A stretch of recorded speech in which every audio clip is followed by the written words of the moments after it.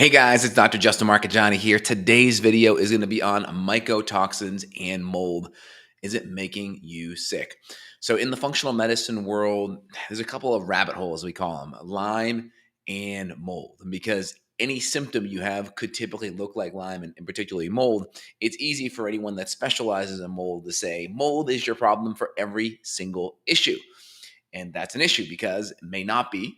And also, what do you do about it, right? Because you got to get to the root cause of why that mold's there to begin with. So, first thing, we'll talk about a little bit about mold, how you can tell if it's an issue or not. And then we'll kind of dive into some other kind of clinical pearls that I've developed over the years in addressing mold problems. Before we do, please smash that like button, really helps. Put your comments down below. Let me know your thoughts on the topic and things that have helped you with your health, especially dealing with mold over the years. So first things first, mold is going to be an issue for people that are genetically sensitive. Not everyone is sensitive to mold. Some people can be around mold and it's not an issue. Other people are going to be around mold. It's going to cause brain fog, weird neurological issues, cognitive issues, energy issues, mitochondria issues. So everyone's a little bit different on that front. So first things first, where does the mold come from? So most of the time, mold's going to be in someone's home or work, and almost always it's going to be from a water leak, typically, and usually unaddressed, right? Getting water in your home, having a leak, having a pipe burst. If you get after it fast and you get a remediation company there that sucks it up, you get a plumber that fixes the leak, and you get dehumidifiers and fans, and typically it's not going to be a problem, right? It's going to be leaving water usually for a couple days, usually at least 2 days. Some will say 2 on the short end, up to 3 or 4 on 5 on the long ends of standing water. You're going to start to get mold to form. And then you have kind of more of the chronic, more subtle cases where just people have a very humid house and they don't have good dehumidification. They just have chronic high humidity, and that high humidity in the air is going to create mold issues as well. Again, maybe not quite as visual, but you're going to have mold issues. That's why basements always smell a little bit more dank and musty, even if there's no leak, just because of the concrete and being underground creates almost anyone will find about 10 to 20% increase in humidity compared to your basement. And the problem with basements is basements are really cool. So if you don't have air conditioning, it typically won't get tricked on because it's pretty cold down there, but it still stays pretty humid. That's the issue. That's where you need like a dehumidifier that's temperature independent and will drain the humidity out from the room without temperature triggering it, right? Air conditions dehumidify as well, but they're temperature driven. So if your AC set at 70, if it's 68 and humid, which typically that's pretty rare, but in the basement it could be, right?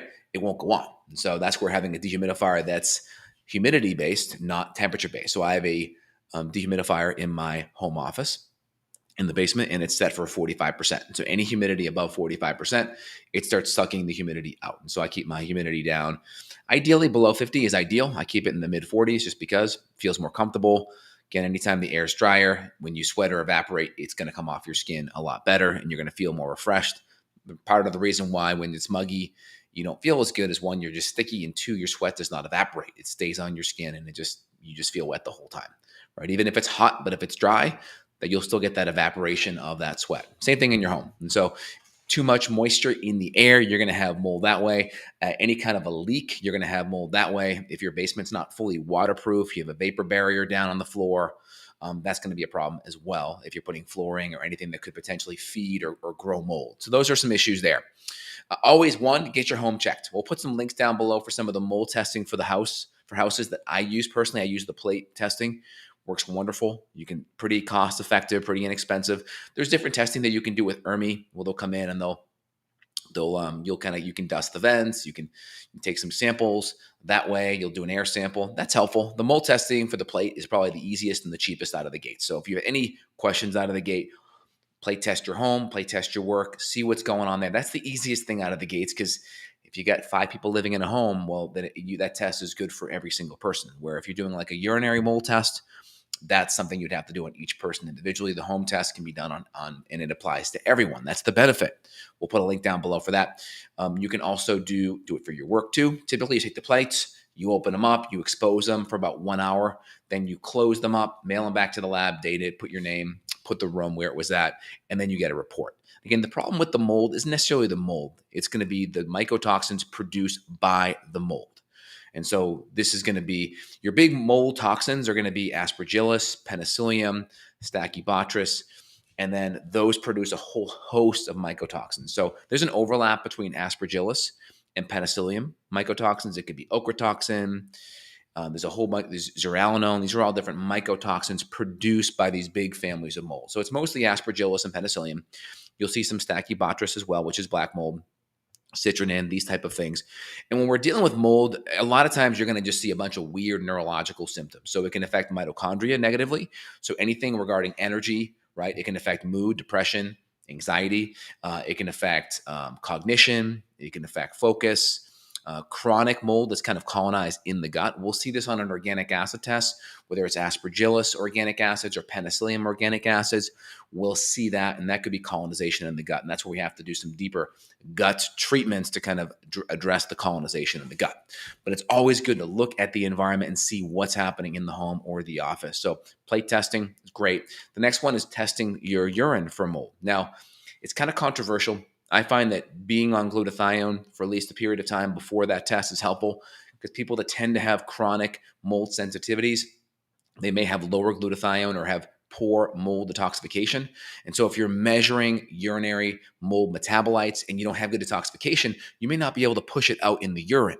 And so I personally find being on some glutathione for at least a week before the test is very helpful, just so you can dump those mold metabolites in the urine and then we can test it. So it's good to look at both sides of that, because if you don't push the mold out in your urine, you're not going to be able to get a window if it's there.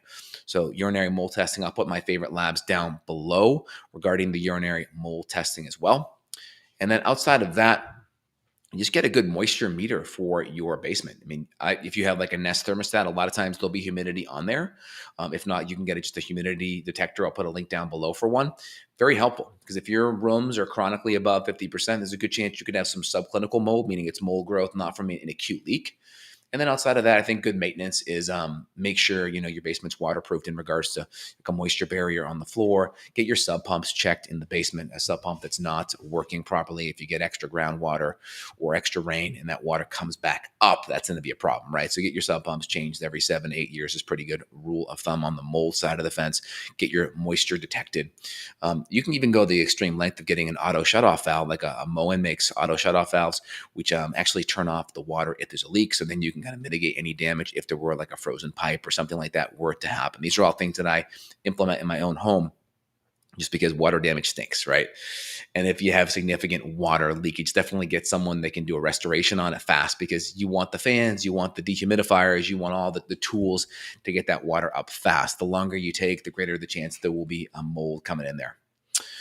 So a couple of questions there. How often should you have your house ventilation system cleaned? It's just going to be depending on, are you changing your air filters anyway in your HVAC? So you can just get your air filters changed every 3 months or so is pretty good rule of thumb. Again, when you look at an air filter, you should be able to see through it. And so if you start to not be able to see through it, that's a sign that it's probably time to change it. And if you also have like supplemental air filters in your home, like an Austin Air is one of the ones that I use. We'll put links down below.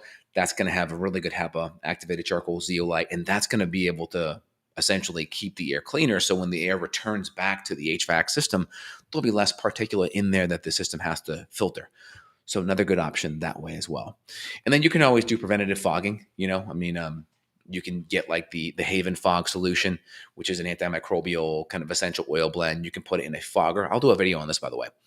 And you can fog the whole unit. Not too bad, not too expensive. That's an excellent way, kind of preventative on the maintenance side. Also, dehumidifier, I think, is awesome. A big fan of the April Air systems. You can get a whole house one, have it plug right into your HVAC. You can have a drain line go right down the drain. So it's just always sucking moisture out of the air, always keeping it at a certain percentage. You'll find you just feel a lot more comfortable, and it will prevent a lot of the feeding kind of fertilizer from mold to grow. And then outside of that, pipes freezing, just do your best on that side of the fence to make sure everything's insulated and water and pipes are drained that are accessible to the outside during the winter. You can invest in one of the Moen auto shutoff valves as well, that if there's a leak, it'll automatically kill the water. You can get some leak detectors. So if there's certain areas where the water's come into the home, you can put in some little leak detectors. They're like, you can get like a 6 or 8 pack on Amazon for like $40. They last years, and you can put them underneath any water spots. That way, if a leak were to start to happen, you could catch it sooner and get it remedied ASAP.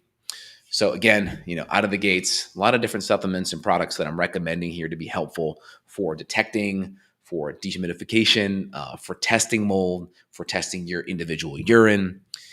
for treatments, for prevention on the water loss, water leak side of the fence, because you got to hit it from all sides, right? Because if you were to just come in here and just say, hey, I'm going to do Dr. Jake's protocol to help you detoxify mold, well, that may not work if you're still in a moldy environment. So you got to really look at where is the root cause coming from. Now, regarding addressing mold, well, it's a different situation. Let's say the whole environment's fixed. Most of the mold detoxification is going to come via the liver gallbladder. So you want to make sure your gallbladder's working, your digestion's working. There's different binders that we can use to kind of help bind up mold. This could be bentonite clay, activated charcoal, zeolite, citrus pectins, fulvic minerals. These are all really good binders that they sit in your intestinal tract, and then as the mold's being dumped, it grabs it and prevents it from being recirculated. Of course, supporting glutathione, NAC, all your phase 2 cytochrome P450 pathways are very helpful. These are the pathways that help take these water-soluble toxins and excrete them out.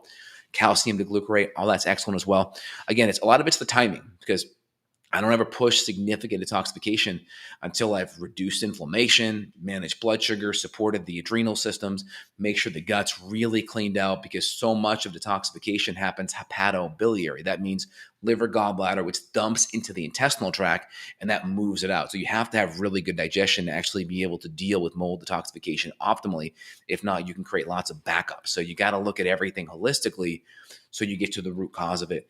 And a lot of times, mold may not be the issue, because mold can create so many symptoms. It may not be the real deal. So I always look at everything else foundationally before I jump on the mold bandwagon. Number 2, a great question to ask yourself: how do you feel when you leave your home? If you're outside of your home that may have mold in it and you're outside for a week, right? Let's pretend like it's not a vacation, because you may be having a stress issue and that's why you're feeling bad. But you get out of your home, stress is kind of normal. Maybe you're at Airbnb, maybe you're doing something, you're offsite traveling for work. Do you feel better? If you really start to feel better, cognition feels better, energy feels better, that's a good sign there could be something going on environmentally in the home. So first thing is just to kind of recap, right? Get your home tested, okay? Put the link down below. Second, you can get your urine tested if that's suspicious as well. Third, you can get your humidity levels detected in the basement. 4, you can get dehumidifiers installed. You can do preventative things like leak alarms, leak detectors, and/or auto shutoff valves. These are all great tools that I personally use. I'll put links down below so you can be on top of it. And then outside of that, I would say we have treatment, but the treatment really has to be geared to everything else kind of being done ahead of time and where you're at in your treatment, because this may not be the top priority and you may be going after something that is not going to move the needle a lot. So when I work with a patient, I always want to get the best clinical bang for our buck, and that may not be the top priority. So it's good to work with a good functional medicine practitioner that can line everything up and see if that makes sense for you and kind of the clinical outcome and plan. So we'll put links down below for everyone. Again, if you want to reach out to myself for specific support with mold detoxification, addressing the mold environmentally, feel free to reach out to myself. We'll put down links below to myself and colleagues. We're here to help you out worldwide, virtually. And I hope this video helps. Please feel free and share it with family and friends. Let me see if I have any questions I can answer here. All right. Tested positive for ochratoxin E. Been struggling for 2 years now with symptoms. Have you seen people breathe in mycotoxins that trigger seizures? I have 4 of them in the last 45 minutes. 45 minutes? Wow. Well, it's possible. I mean, it would all have to do with timing, right? So I'd want to look at your history. If your diet's crap and you have a whole bunch of other issues going on, that could be the straw that breaks the camel's back. It could be the issue totally in and of itself. But definitely, if mold's in the air, and again, you would know if you do a plate test, then you know it's in the air, then that's definitely an issue that needs to be addressed for sure. But I need a lot more on the timing of things. Great. Riley writes in, how often should your house ventilation be cleaned? Every 3 to 4 months for the actual filter. Now, I would say in your home, like to get someone in to clean it, it just depends upon how well you're cleaning the filter and if you have a supplemental air filtration. I would say every couple of years is fine. I would say not that big of a deal. Every couple of years, as long as you're on top of everything else. But if it's been 20 years, definitely get on top of that. How long to detoxify from mold mycotoxins if outside of moldy environment, assuming everything else is on point? I typically would do a treatment protocol for a quarter, 3 months, and then I would retest. And I would just continue to make sure the home's good and we're not continue to push out a whole bunch of mold in the urine. So I would just test quarterly, and I would just let the testing kind of guide where we're at on that. All right, great questions, Riley. All right. Hope everyone is doing well today and you enjoyed today's podcast. Again, a lot of information on this topic is super fluff, right? And there's a lot of options out there. People make mold way more complicated than what it is. First, look at your environment. That's the easiest first thing to fix. You could have a bunch of mold, but it may be too stressful to kind of detoxify, but you can always at least work on your environment and get that cleaned up in the meantime. And I kind of gave you the sequence of care and how you can prevent things. There's also medications. Like you see things like, um, the gallbladder medication. It is styro. Oh man, I just forgot the medication. It was used in the 80s for lowering cholesterol. I'll look it up. Mm, mm, mm, mm, mm, mm. So the big ones like beetroot, right, is a big one. You can use any of the different binders. Beetroot actually works amazing. Cholestyramine was the medication, and that was used in the 80s. They used that as one of the first cholesterol lowering medications, cholestyramine. That's one as well. And that's the medication. I find I've used that with patients. Again, that lowers cholesterol significantly. So you got to be careful of the lower libido symptoms from the cholesterol going down. But there are other things that I mentioned already earlier that tend to be just as good, whether it's the bentonite clay, the zeolite, the fulvic minerals, the citrus pectins, all those work amazing. Plus, you have to work on supporting the detoxification pathways. All right, guys, hope that helps. Talk to you soon. You guys take care. Bye now.